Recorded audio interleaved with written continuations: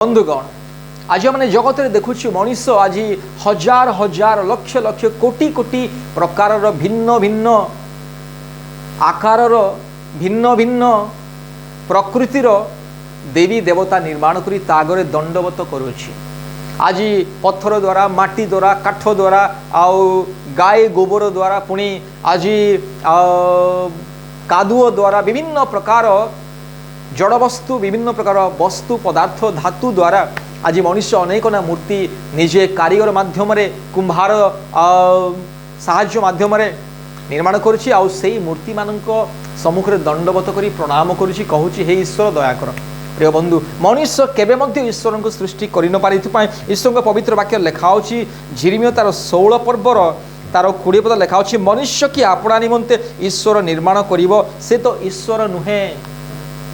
एथपाई जहाँ मनुष्य द्वारा निर्मित ता ईश्वर